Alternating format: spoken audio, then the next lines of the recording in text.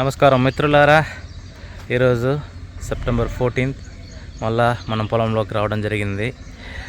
ఎగ్జాక్ట్గా 1 మంత్ ముందు ఈ చెట్ల చుట్టూ ఉండే గడ్డి మొత్తం మనం ట్రాక్టర్ తోటి, రోటవేటర్ తోటి, మళ్ళా కల్టివేటర్ తోటి క్లీన్ చేయడం జరిగింది.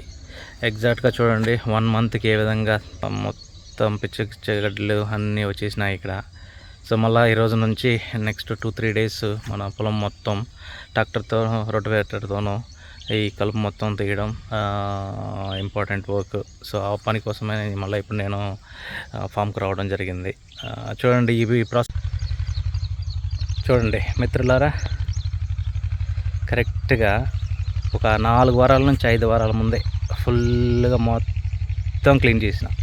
రోటవేటర్తో దున్నిచ్చి, మళ్ళీ కల్టివేటర్తో, రోటవేటర్తో, మళ్ళీ ప్లాంట్స్ చుట్టూ కలుపు తీపించిన.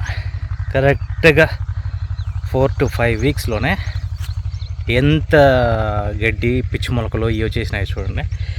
వీటి వల్ల ఏమవుతుందంటే దీంట్లో నుంచి వేరే ఏమేవో దోమలు, పురుగులు అవన్నీ వచ్చి మొహగని చెట్ల పైన వాలి వాటి గ్రోత్కి డిస్టర్బెన్స్ కలిగిస్తున్నాయి అన్నమాట. అందుకని చెప్పేసి నేను క్రమం తప్పకుండా ఎవ్రీ మంత్ ఒకసారి వచ్చి ఈ వీడి మొత్తం ఫుల్గా ట్రాక్టర్తో దునిపించి చెట్ల చుట్టూ ఉన్న గడ్డి అంతా తొలగించి కంప్లీట్గా ఉంచి క్లీన్గా పెడతా ఉన్నాను అన్నమాట. ఇప్పుడు అదే ప్రాసెస్ కోసం స్టార్ట్ చేసినాము.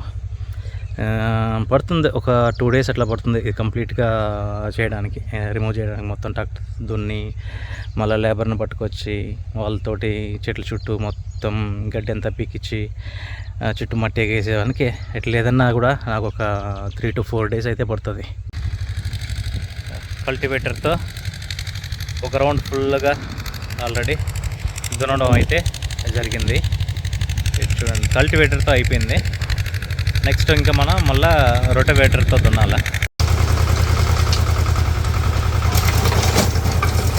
ఈ పొలంలో రోటవేటర్, కల్టివేటర్ వర్క్ కంప్లీట్ అయిపోయింది. ఇప్పుడు చూడండి ఎంత క్లీన్గా ఉందో. సో దీనివల్ల ఇంకా మనకు వచ్చేసి నెక్స్ట్ 1 మంత్ వరకు ఇంకా ఎటువంటి ప్రాబ్లం ఉండదన్నమాట. సో మనం ఇంకా రెయిన్ హౌస్ పైపులు వేసేసి మనం వీటికి వాటర్ ఇచ్చేద్దాం. ఈరోజు సెప్టెంబర్ 15. నిన్న ఒక పొలంలో మనము ట్రాక్టర్ తోటి, రోటవేటర్, మళ్ళా కల్టివేటర్ తోటి క్లీన్ చేయడం చూసాము. ఈరోజు అదేవిధంగా ఇంకొక పొలంలో కల్టివేటర్, రోటవేటర్ వర్క్ కంప్లీట్ అయిపోయింది.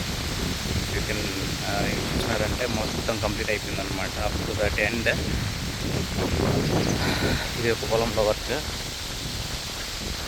నేను కూడా వచ్చేసి ఇంకా గ్రూమింగ్ అయితే చేస్తూ ఉన్నా. ఇది కల్టివేటర్తో, రోటవేటర్తో కంప్లీట్ అయిపోయింది. ఇంకా చెట్టు చుట్టూ ఉండే ఈ గడ్డి అంతా వచ్చేసి రిమూవ్ చేయాలా. సో అదొక పని ఉంది. అది అయిన తర్వాత మళ్ళీ మనం రెయిన్ హౌస్ పైప్స్ కనెక్ట్ చేసేస్తాం.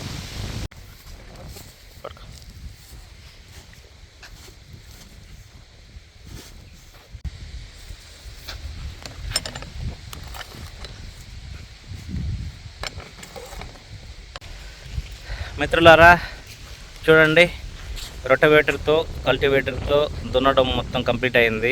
మళ్ళీ రెయిన్ హౌస్ పైప్స్ కూడా ఇట్లా లే చేయడం జరిగింది. లే చేయడం వర్క్ అయితే కంప్లీట్ అయిపోయింది. ఇప్పుడు ఆ లే చేసిన పైప్స్ని మనం ఎట్లా కనెక్ట్ చేస్తామనేది ఇప్పుడు చూడండి.